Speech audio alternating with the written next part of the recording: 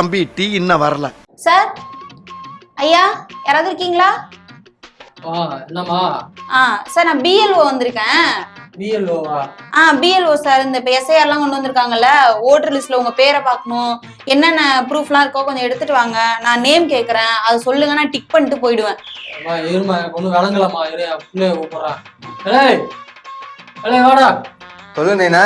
ஏதோ ஓட்டு போடணுமாண்டா, என்னன்னு கேளு. ஓட்டு போடணுமா? இன்னும் எலெக்ஷனே வரலையே.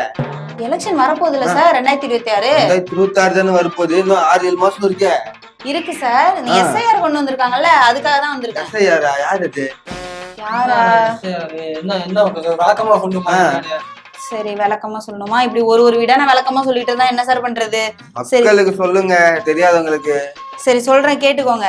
இப்ப எஸ்ஐஆர்னு ஒண்ணு கொண்டு வந்திருக்காங்க, அதாவது ஸ்பெஷல் இன்டென்சிவ் ரிவிஷன். அப்படின்னா என்னன்னா, இப்போ வாக்காளர் பட்டியல்ல வந்து நிறைய பேர் வந்து இறந்துருப்பாங்க, அப்புறம் நிறைய வெளிநாட்டவர்கள்லாம் வந்து இங்க உள்ள வந்து ஓட்டர் ஐடி வாங்கி ஓட்டு போட்டுட்டு இருக்காங்க, வெளி மாநிலத்தவர்கள் வந்து இங்க தங்கியிருக்காங்க, இங்க குடியுரிமை இருக்காதானே ஓட்டு போட்டுட்டு இருக்காங்க, அந்த மாதிரிலாம் நிறைய கலப்பு போலி வாக்காளர் எல்லாம் இருக்காங்கல்ல, அதெல்லாம் வந்து கிளீன் பண்ணிட்டு நல்ல நிஜமாவே இங்க இருக்கிற வாக்காளர்களுக்கு மட்டும் அடையாள அட்டை கொடுத்து ஓட்டு போட சொல்றதுதான் எஸ்ஐஆர். அதான் கொண்டு வந்துருவாங்க. ஆனா என்ன 1 மாசத்துல பண்ணணும்னு சொல்லிருக்காங்க, அதனாலதான் பண்ண சொல்லிருக்கோம். 1 மாசத்துல பண்ணிருக்கீங்களா? அது நான் வந்து சும்மா ஏதாவது பேசாதா? நல்ல விஷயம் தானே. போலி வாக்காளர் நீக்கிறாங்கன்னா நல்ல விஷயம் தானடா. 6.5 கோடி பேர் இருக்காங்க ஓட்டு போடுறவங்க தமிழ்நாட்டுல. அவங்க எப்படி ஒரே 1 மாசத்துல பார்க்க முடியும்? அவ்வளவு பெரியும். கரெக்ட் தான் தம்பி சொல்றது, என்னமோ கரெக்ட் தான். ஏன்னா மொத்தம் பாருங்க 68,467 கிட்ட போலிங் பூத் இருக்கு, ஓட்டு போற இடம் இருக்கு. மொத்தம் ஒரு 6.5 கோடி பாப்புலேஷன் இருக்கு. இங்க பார்த்தோம்னா வெறும் 68,000 பிஎல்ஓ தான் வச்சிருக்காங்க. இவங்க தான் போய் எல்லாத்தையும் சரி பண்ணி பாக்கணுமா? அதுவும் 1 மாசத்துக்குள்ள டைம் சொல்லிருக்காங்க. இப்ப நான் வந்திருக்கேன்ல, என்ன வந்து பிஎல்ஓன்றாங்கல்ல, நான் வந்து ஒரு வீடா போயிட்டு ஒரு தடவை போனா பத்தாதான், ஒரு வீட்டுக்கு 3 தடவை போய் இந்த ஓட்டு போடுறவங்க இருக்காங்களா, உயிரோட இருக்காங்களா, அவங்களுக்கு ப்ரூஃப் இருக்கா, அந்த எனுமரேஷன் ஃபார்ம் இருக்குல்ல, அதை ஃபில் பண்ணி வாங்கிட்டு போய் கொடுத்து இஆர்ஓ கிட்ட நான் கொடுக்கணும். இஆர்ஓ என்ன பண்ணுவாரு, ஒரு தொகுதியிலயும் ஒரு வரைவு வாக்காளர் பட்டியலை வெளியிடுவாரு. அதை அதுக்கப்புறமா மாநில தேர்தல் ஆணையம் பார்த்துட்டு இத்தனை வாக்காளர்கள் இருக்காங்களா அப்படின்னு அந்த பட்டியலை வெளியிடுவாங்க. நீங்க இந்த ஃபார்ம் எல்லாம் கொடுத்துருவீங்க, ஆனா கடைசியா அவங்க பட்டியல் வெளியிடுறாங்கல்ல, அப்போ ஒரு தடவை போய் செக் பண்ணிக்கோங்க.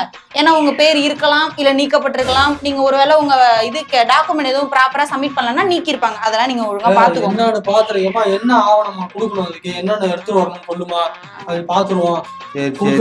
ஓட்டு போடணும்டா. ஓட்டர் ஐடி நம்ம இந்த ஊர்ல தான் இருக்கிறோம், இங்கதான் பிறந்து வாழ்ந்தோம் நம்ம தான் சொல்றதுக்கு அவங்க இங்க ஆரம்பிச்சு அப்படியே சுத்தி இங்க வந்து இங்க நிப்பாட்டிடுறாங்க நம்மள. இல்லப்பா, 1951 ஆரம்பிச்சு இப்ப 2004 வரைக்கும் 8 தடவை வந்து இது பண்ணிருக்காங்க, எஸ்ஐஆர் பண்ணிருக்காங்க. அதுவும் கடைசியா பார்த்தோம்னா 2002ல இருந்து 2004 வரைக்கும் பண்ணிருக்காங்க. அதுவும் 2 கட்டமா பண்ணிருக்காங்க. அது என்னன்னு பார்த்தோம்னா, முதல்ல வந்து 197 தொகுதிக்கு 2002ல பண்ணிருக்காங்க, அதுக்கப்புறம் 35 தொகுதிக்கு 2005ல பண்ணிருக்காங்க. கொஞ்சம் முக்கியமான விஷயம் நீங்க இங்கதான் பாக்கணும்.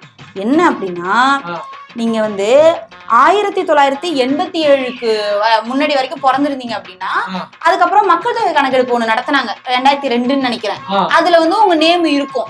சோ அப்படி இருந்ததுன்னா பிரச்சனை இல்ல, நீங்க வந்து ஈஸியா போய் எப்பவும் போல ஓட்டர் ஐடி நீட்டிட்டு ஓட்டு போட்டுறலாம். இந்த ஃபார்மையும் கொடுத்துட்டீங்கன்னா அந்த ஃபார்மும் சீக்கிரமா செலக்ட் ஆயிடும், அந்த வரைவு வாக்காளர் பட்டியல உங்க பேரும் வந்துடும். இதுவே இல்லைன்னா நாங்க கேக்குற ப்ரூஃப்லாம் நீங்க சப்மிட் பண்ணணும். அடுத்து 2வது கட்டம் என்ன அப்படின்னா, 1987ல இருந்து 2004 வரைக்கும் பிறந்திருந்தா உங்ககிட்ட அதுல வந்து மக்கள் தொகை கணக்கெடுப்புல உங்க பேர் வந்திருக்காது இல்லீங்களா?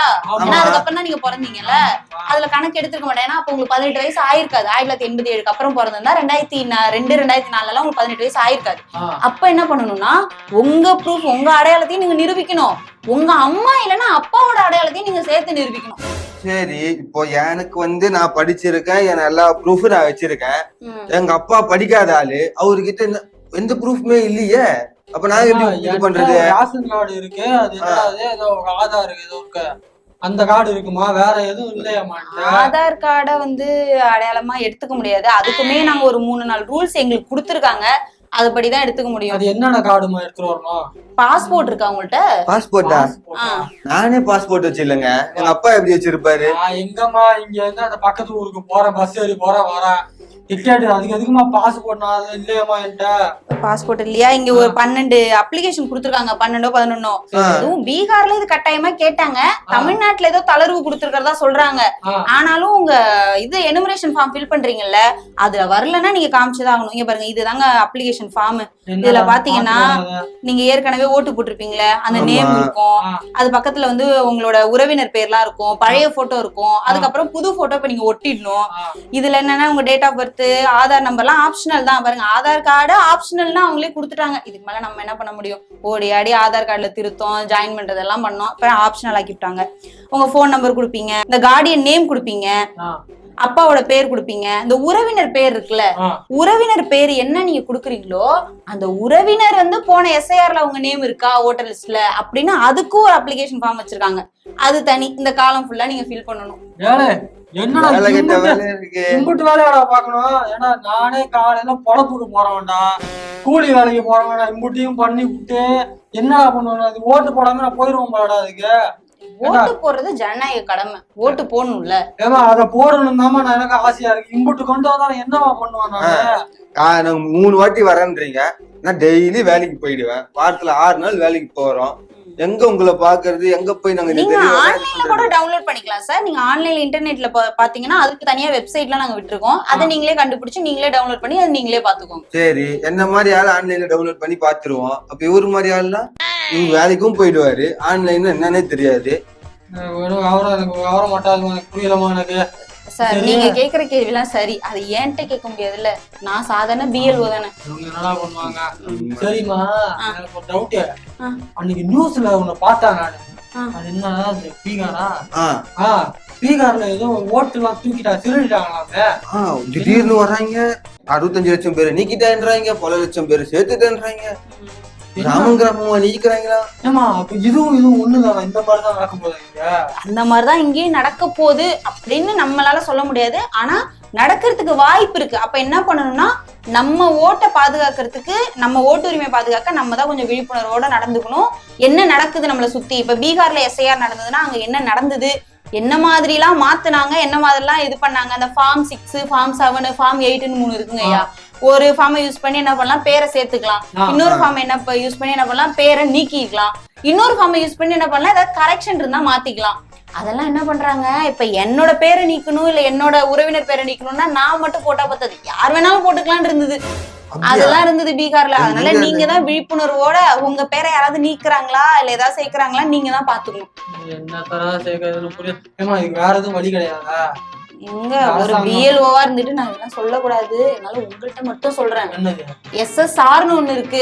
அதாவது இப்போ 1 லட்சம் பேர் இருக்காங்க இந்த தொகுதியில அப்படின்னா, ஒரு பேச்சுக்கு சொல்றேன், 1 லட்சம் பேர்ல ஒரு 300 பேர் வந்து இப்ப 2 இடத்துல ஓட்டு வச்சிருக்காங்க, இல்ல அதுல சில பேர் இறந்துட்டாங்க, இல்ல சில பேர் வந்து வெளி மாநிலத்தவர் அப்படிலாம் சந்தேகம் இருக்குன்னா அவங்கள மட்டும் வந்து உங்க அடையாள அட்டையெல்லாம் காமிச்சு நீங்க வந்து ப்ரூவ் பண்ணிக்கோங்க, நீங்க வந்து இந்த இந்திய குடிமகன் தானா, இங்க ஓட்டு உரிமை இருக்குங்கிறத நீங்க ப்ரூவ் பண்ணிக்கோங்கன்னா ஈஸி. அதுவும் 1 மாசத்துல ஈஸி. ஏன்னா நிறைய நாள் இல்லல நமக்கு டைம். ஆனா இவங்க எஸ்ஐஆர் மூலமா என்ன சொல்ல வராங்கன்னா, 1 லட்சம் பேரையும் நீங்க வந்து ப்ரூவ் பண்ணுங்க அப்படிங்கிறாங்க. அது சாத்தியம் தான், ஆனா 1 மாசத்துல எப்படி சாத்தியம்? என்னடா இது? அதுக்கு அதையே பண்ணிட்டு போயிடலாம், ஈஸியா இருக்கடா. என்ன நம்மலாம் ஓட்டே போடக்கூடாது போல. இப்படி சொல்றீங்களே, உச்ச நீதிமன்றம் பாராட்டி இருக்குல்ல. என்னது? பீகார்ல நடந்த எஸ்ஐஆர் மூலமா வந்து இந்த ஓட்டர் லிஸ்டையே வந்து தூய்மைப்படுத்திட்டோம் நாங்க, இப்ப இது மூலமா இந்தியா ஃபுல்லாவே பண்ணலாம் அப்படின்னு உச்ச நீதிமன்றமே சொல்லிடுச்சு. சும்மாவே வந்து எலெக்ஷன் கமிஷன் வந்து டெங்கு டெங்குன்னு ஆடுவாங்க, இப்ப வந்து சலங்கு கட்டி டங்கு டங்குன்னு ஆடுவாங்க. ஆமா, இப்போ இது இங்க கொண்டு வந்துட்டா இங்க என்னமா ஆகும்? பீகார்ல நடந்த மாதிரி ஏதாவது நடக்குமா? அங்க பாருங்க, आपका काम है, आपका विरोध होगा। 5 साल में कोई काम नहीं किए हैं।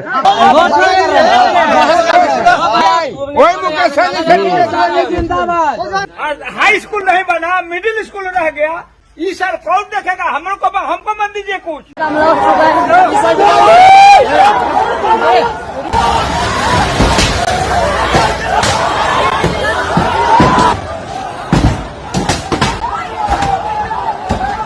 ஏமா ஓட்டு கேட்க போறது தப்ப? என்ன அநியாயம்டா இது?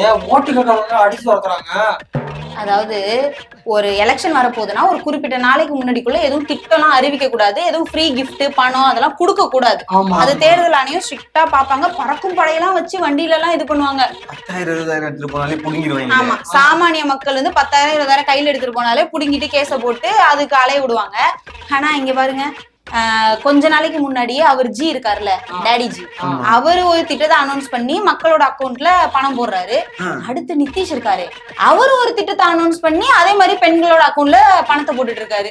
இந்த மாதிரிலாம் போடுறாங்களே, இந்த பணத்தெல்லாம் வந்து அவங்க வந்து கவர்மெண்ட் ஸ்கூல்ல வந்து நல்லபடியா கட்டலாம், ஹாஸ்பிட்டல்ல நல்லபடியா கட்டலாம், சாலை வசதி போட்டு தரலாம், மின்சார வசதி ஏற்படுத்தி கொடுக்கலாம், மக்களோட வாழ்வாதாரத்தை உயர்த்ததுக்கு ஏதாவது பண்ணலாம்ல. அதை பண்ணாம எலெக்ஷனுக்கு கொஞ்ச நாள் முன்னாடி காசு கொடுத்தா மக்கள் மனசுல டிக்கும், நமக்கு ஓட்டு போட்டுருவாங்கன்னு இப்படி பண்றாங்களா? மக்கள் விழிப்படைஞ்சிட்டாங்க. இங்கே ஓட்டு கேட்க வரீங்க, ஒரு ரோடு இல்ல, ஒரு ஹாஸ்பிட்டல் இல்லன்னா அடிச்சு விரட்டுறாங்க. ஏன்டா எல்லா ஊர்லயும் இதை பண்ணணும்டா, பண்ணது அந்த மக்கள் பண்ணது கரெக்ட்.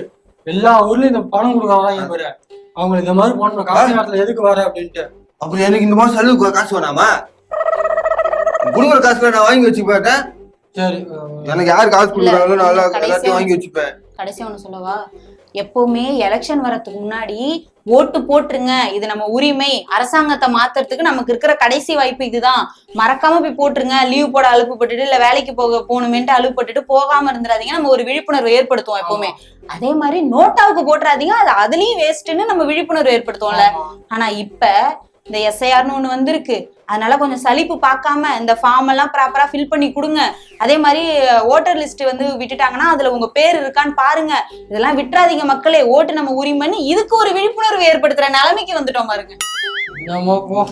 ஏன்னா எனக்கு இங்க அந்த அம்மா பேச 10 நிமிஷமே நிக்க முடியல. எப்படா நான் நின்று இந்த ஃபார்மை ஃபில் பண்ணி என்னடா பண்ண போறேன் நானு? இப்போ உன் பேர்ல 4 கட்சிக்காரன் வருவான், அவங்க கிட்ட நான் காசை வாங்கி நான் போட்டுக்கிறேன். இப்போ சத்துமாக்கா ஊடகம் கார்ப்பரேட் அரசியல்வாதிகளின் கைப்பாவையாக அடிமைகளாக இருந்தது போதும், இனி சாட்டை எடுத்து சுழற்றும் நேரம் வந்துவிட்டது.